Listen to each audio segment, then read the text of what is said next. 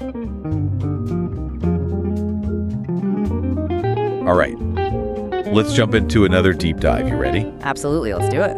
Awesome. Today we're going to get into something that I find super fascinating, and I think you will too, and that is our gut microbiota, specifically how we can make it more resilient and stronger through food. Yeah. We've got some pretty cool research to dig into today, a scientific review that looks at the power of different ingredients to shape our gut health. The researchers call these bioactive components, but we can just think of them as the building blocks of a more resilient gut. Right, and what's really cool about this research is it goes beyond just digestion. We're finding out that these bioactive components can have effects locally in the gut, but also have more far-reaching effects throughout the body. Whoa, it's like a ripple effect. Exactly, yeah. Okay, so I have a confession to make. Whenever I hear the term gut microbiota, I kind of zone out. It just sounds so, I don't know, scientific. Can you break that down for me and our listeners? What exactly is the gut microbiota? Yeah, you're not alone. I think a lot of people kind of glaze over when they hear that. Basically, the gut microbiota is this massive community of trillions of bacteria that live in our digestive tract. So, picture it as a bustling city right inside you, with all these different bacterial citizens, each with their own little jobs and roles. And just like any city, it needs the right resources to function well. Oh, I like that. That makes it so much easier to visualize. Yeah. So where do these bioactive components fit into all of this city? These components, which are found in a ton of different foods, are kind of like the architects and the city planners. They can directly affect which types of bacteria can thrive and how they all interact. Interesting. Yeah, and this can then impact everything from how well we digest our food to our immune system, and like you said, even have effects beyond the gut. That's where the ripple effect comes in. Now, the review also mentions that the gut microbiota, this city, I love that analogy, changes over time, right? Yeah. And it can even be impacted by things like disease. Yeah, absolutely. So as we age, the composition of our gut microbiota naturally shifts. And, it's also affected by all sorts of things, our environment, our lifestyle choices, and of course, what we eat. And diseases can definitely disrupt the delicate balance of the gut. It's like, you think about the city-facing challenges, and scientists are really trying to figure out how to best support it, especially through those tough times. That makes a lot of sense. So this is where things get really interesting, right? Yes. The review actually digs into specific ingredients that we can eat to help create a healthier, more resilient gut. Right. It's almost like we're becoming caretakers of this city, of this inner world. What are some of those things that we can do? Well, there are lots of different tools at our disposal, so to speak. We've got things like phytochemicals, which are these powerful plant compounds that give fruits and vegetables their vibrant colors. Okay, so I'm picturing like a rainbow of peppers, berries, leafy greens. Exactly, you got it. And it's not just about the vitamins and minerals they provide. For example, research has found that quercetin, which is a type of phytochemical found in onions and apples, it can actually help modulate, kind of balance out the immune response in the gut, which can then potentially reduce inflammation. So it's like adding an extra layer of protection. Yeah, you can think of it that way, yeah. Awesome. And then we also have fermented foods like kimchi, sauerkraut, yogurt. Oh, I've been loving kimchi lately. It's so good. Well, you're giving your gut microbiota a reason to party. Uh-huh. Nice. Yeah. Fermented foods, they're really cool because they actually introduce their own beneficial bacteria to the gut. So essentially, they're acting like reinforcements for your gut's army. I like it. So it's like they come with their own good bacteria. Exactly. That's awesome. And one study actually found that eating kimchi regularly can increase the diversity of the gut microbiota, which is a really good sign. The more diverse the gut microbiota is, the better our overall health tends to be. Diversity is key. Okay, good to know. What about fiber? It seems like everybody's talking about fiber these days, so where does that fit in? Fiber is absolutely crucial for a healthy gut. It's kind of like the scaffolding that holds that gut city together. Okay. Yeah. And different types of fiber act like specialized food sources for different bacterial communities in the gut. So, for example, inulin, which is a type of fiber that you can find in chicory root, it specifically nourishes beneficial bacteria like bifidobacteria and lactobacilli, which have been linked to, all sorts of benefits like improved digestion and immune function. So we're not just feeding ourselves, we're also feeding these trillions of tiny residents inside of us. Now, the review also talks about prebiotics, which sounds a lot like fiber. So what's the distinction between the two?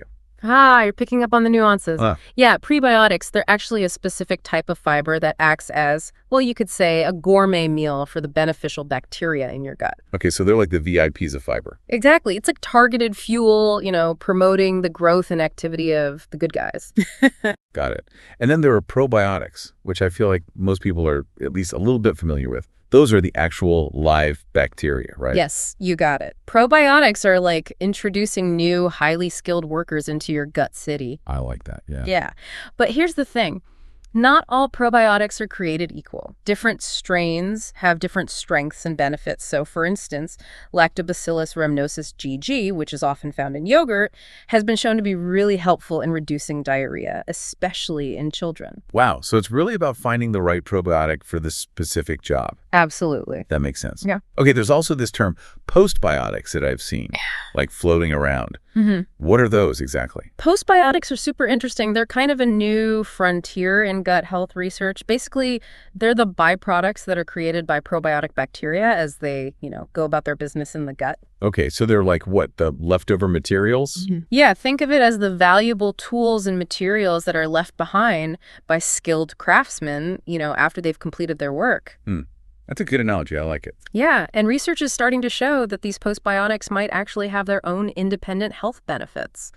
For instance, some studies are suggesting that certain postbiotics can help to regulate the immune system and even help strengthen the gut barrier, which can prevent leaky gut. So it's like a whole chain reaction of beneficial effects. Precisely. Wow. Now, the review that we're looking at today, it makes a distinction between local and systemic effects. Can you unpack that a bit?